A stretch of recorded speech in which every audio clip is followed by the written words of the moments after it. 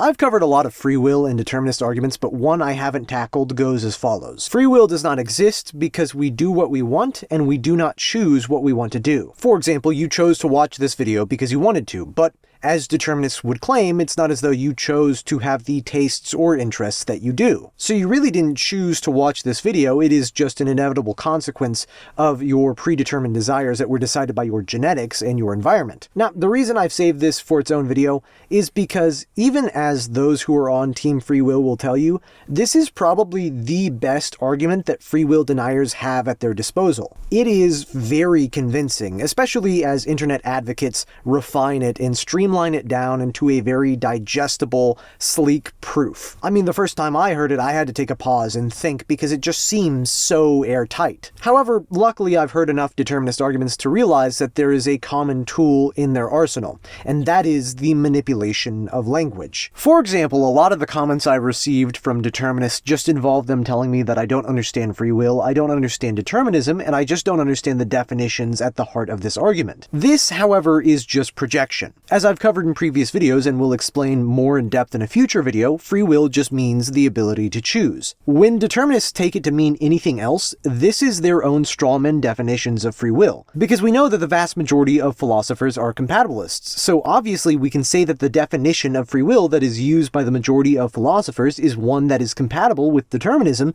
since the compatibilist position is simply that free will and determinism are compatible. And this argument I'm making isn't like, herder, they say they're right, so they are. I'm saying that language is subjective, it's arbitrary. For the most part, a word only means what it does when the majority of speakers from a given language agree on a common use. So ultimately with free will, this is the use of this term that the majority of philosophers have agreed to as a definition. Free will refers to a very distinct concept, especially when talking about compatibilist interpretations of free will. It isn't just a phrase that you can look at and go, well, we aren't completely unrestricted in what we do, so will isn't free. Free is not the extent to which the will can be carried out. Free is in reference to whether or not the will is captive to the choices it makes. For example, compatibilism is often accused of being itself a manipulation of language, because it seems fairly counterintuitive to say that we are not captive to prior material conditions, but at the same time prior material conditions in some extent decide the choices we make. And while this following analogy doesn't truly encapsulate the different deeply philosophical arguments that compatibilists make, this is about as easy and approachable as I can make understanding compatibilism. Imagine a game that is based around dialogue options, and the premise of the game is supposed to be that whatever the player chooses to say affects the outcome of the game. But imagine that the game actually only gives the player the quote-unquote illusion of choice. All dialogue options actually result in the same outcomes by the end of the game. We can say in this analogy that this is a deterministic universe. What we'll still, however, have to concede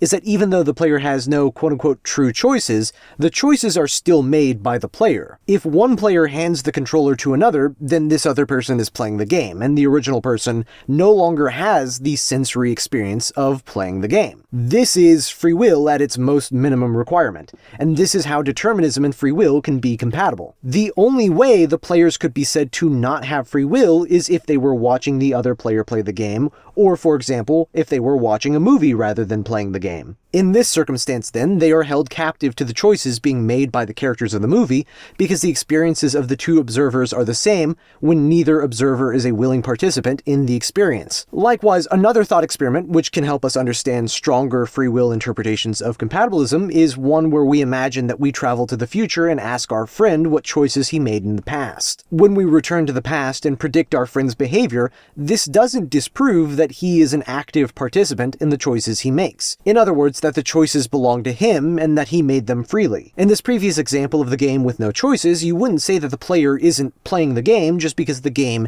is predetermined. In the same way, whatever choices are made by your friend are still his. He is still morally and physically responsible for the actions he commits, regardless of whether those actions are determined or not. And so how all of this comes back to the original argument of whether or not we're in control of what we want to do is that, controversially and counterintuitively, even if this argument is flawless, it doesn't disprove free will. You can be influenced by external factors, but still have free will. In order to not have free will, it has to be the case that you have no agency whatsoever. Not just that you have no control over what you want to do, but instead that you are bound to do specific things by causal events, essentially as a soulless puppet, for lack of a better word. All this does disprove, if anything, is the strong free will positions. These ideas that people can just do whatever they want without any outside influence whatsoever. Although I should correct myself and say that this argument would disprove those positions if this argument was flawless and actually worked.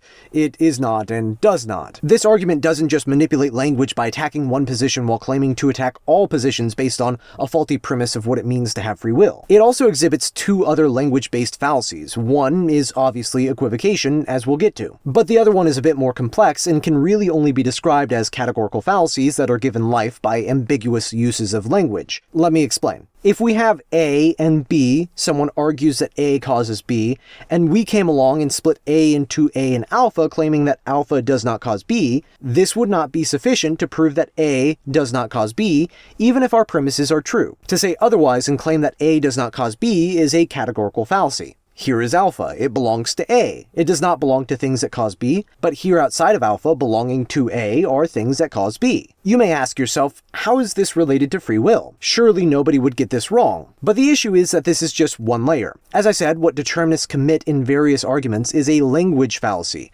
and this is a formal fallacy at the moment. To understand how this starts to get tricky, we need to introduce context into this formalized structure rather than just dealing with abstracts. For example, we can say that a car is a machine that transports people. But when we break it down into two composite parts, the cab and the functional parts of the vehicle, we arrive at a contradiction with our original conclusion. All of these parts, devoid of a cab to carry its passenger, cannot transport people. And it is even the case that the cab alone cannot transport people without the parts of the vehicle responsible for motion. So how can the original conclusion be true? Well, here for demonstration purposes, it's simple. We took it upon ourselves to take a thing that operates as a whole and reduce it into its subsequent parts. In this, we introduce the contradiction with the ambiguity of our language. A car as a whole could transport passengers until we decided to redefine what it meant to be a car with ambiguous premises that are technically true, but misleading in their purpose and interpretation. When, as I've talked about in other videos, determinists say that neuroscience proves that free will does not exist because there's a part of our brain that makes choices before we are even aware of it,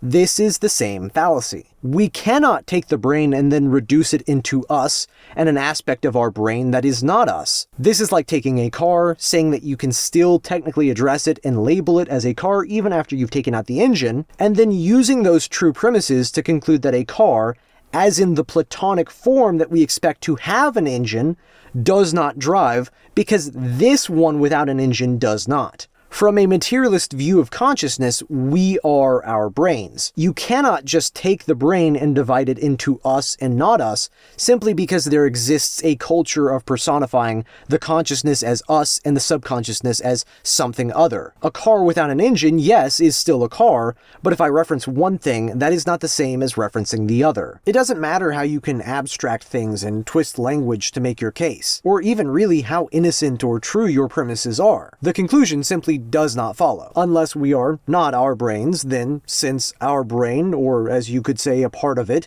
is the originator of choice, then simple substitution, we, or a part of us, are the originator of choice. And obviously, if you're interested in that one specific example and you think I'm not going into enough depth, that's because I've already made a video on neuroscience. So go watch that if you want, but point being for here, you'll see that this reductionist approach is a common point of failure for determinist arguments. Another argument I saw and saved for this video goes as follows. In order to be in control of our own choices, we obviously have to think in order to act. If we acted on our will without thinking, then we are acting on impulse, which is ultimately, as this claim goes, not decided by us. So logically, thought must precede choice. However, if thought precedes choice, what precedes thought? It surely has to be choice. Otherwise, if something else caused us to think, then, as the argument goes, we are not in control of our thoughts, so how could we be in control of our choice? But if choice precedes thought, we've already established the rule that thought precedes choice. So there are two ways of thinking about this. One, given that these choices and thoughts are going to be about specific things, we are only allotted one choice and one thought. And since we cannot arrange them in either way that is satisfactory for free will,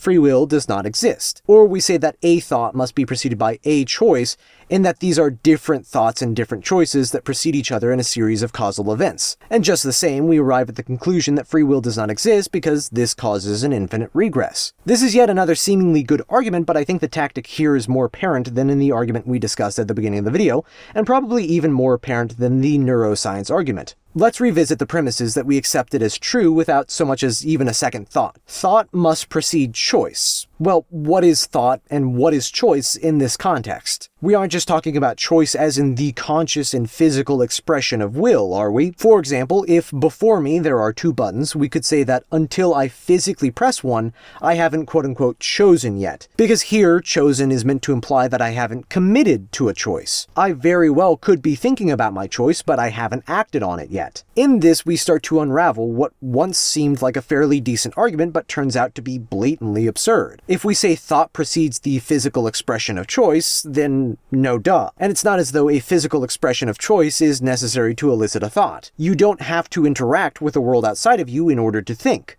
So the other interpretation of choice must be choices as they exist inside of your mind. However, what exists inside of your mind besides thoughts and feelings? What is a choice? Just as determinists can rely on us to accept their subtle perversions of truth as self-evident premises, we have to accept that a choice is just a thought. Returning then to the argument, we substitute thought for choice and watch the whole thing crumble into nonsense. We have to think before we think? And for this infinite regress, just as you can have this series of thoughts, I can take the number 2, stretch it out into 1 and 1, 1 and a half, and so on, and create my own infinite series. And so this, being an infinite regression, doesn't prove anything, because this is a convergent series, just as this is a non-vicious regression. The problem simply arose from taking one thing, which, yes, can be understood as two things, and should, in the regard that it is both, be differentiated, if it can be, from this other thing in general, but in taking this thing, concluding that it cannot be both aspects of itself that act simultaneously,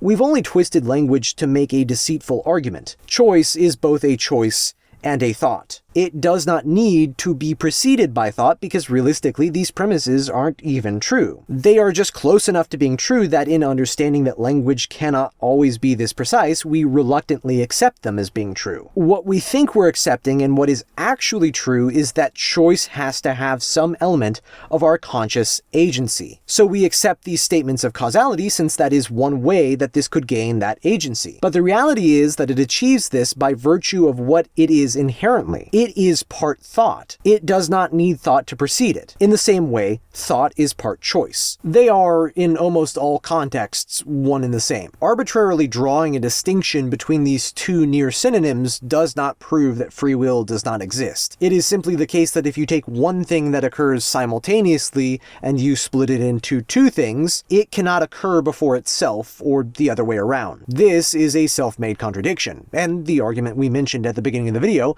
is only a few degrees more complicated than this. When we go over these claims that we are tempted to accept as true, what are we really saying? When we use words like want or choose, what do we mean, and are we using these words consistently without equivocating? Well, want can mean to will, but it obviously also means to desire. And to choose can either mean to will or to act on our will. So when determinists say that we do what we want, and that we don't control what we want, such that what we do is not under our control, obviously under our control is about free will. But what is want supposed to mean in each statement? Is the second statement that we don't control what we will? If that's the case, then that's a circular argument. The conclusion is whether the will is free or not. We cannot conclude that it is not by assuming that it is not. So then it must be instead that our desires are out of our control. But if this is the case, then in order to complete the argument without equivocating, the first premise must read that we do as we desire, which we often do not. If you do not enjoy work, or in that context desire it, then you do not choose to go to work because you want to. And if and when determinists respond back that you wanted to go to work, otherwise you wouldn't have gone if you were not willing to be there, here they are conflating want and will. I mean, it's right there. The context in which they now use want is will, as in willing. So it's not actually possible to make this argument without equivocating. These arguments require us to subtly change what we mean by want in order to cheat and arrive at the conclusion that we do not have free will. If we consistently mean desire, then we do not always do as we desire to do. If we consistently mean will, the argument is circular. Only by switching between the two, only by equivocating, can we make an argument that seems somewhat coherent. Because, for example, even if we pretend that it is completely fine to use two different meanings of a word interchangeably, and that this is not equivocation, a known informal fallacy, we never avoid the fact that there are things that we both want to do and do not want to do. So why is it valid to say that what we will is based on what we want when it can be based on what we don't want to do? And if we conclude that we can do what we want, but also that we can do what we don't want, then how, if this is not linguistic gymnastics, is this more reasonable than,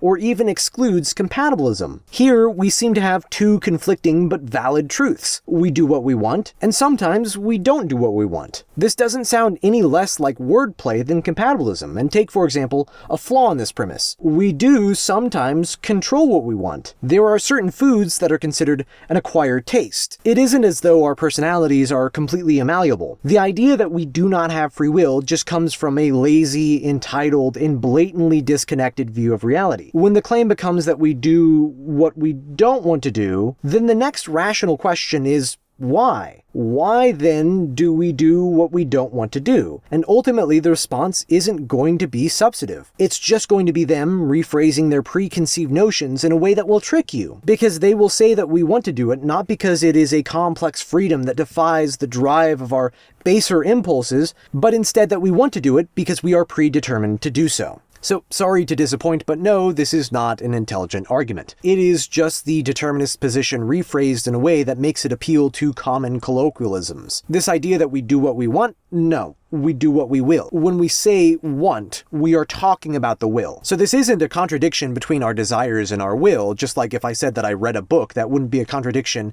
if I didn't paint the book red, because, well, if I didn't paint it red, then how can I say that I read it? Words have distinct meanings, and you can't conflate, obfuscate, or equivocate them. Free will is like playing a game as opposed to watching a movie. It is a participatory experience. So I don't care if, well, we don't choose what we want to do, so we don't actually choose because. No, there is no because. If you are a determinist, stop making affirmative arguments that distract from the flaws in your beliefs. And if you accept the existence of free will, don't allow determinists to trick you. Because this isn't a complicated issue. This is just something that they have to overcomplicate in order to push their beliefs. So long as the sensation of making choices is authentic, at minimum, compatibilism has to be true. So the burden is on them to prove that this sensation that you and I have is an illusion. It doesn't matter how convincing this argument is over here. That's a distraction from this right here. Why is choice an illusion? Not how does determinism operate? Please leave a comment about how it makes sense. Why do I feel like I'm making choices if I'm not? How do I have a concept and a feeling of making choices of my own volition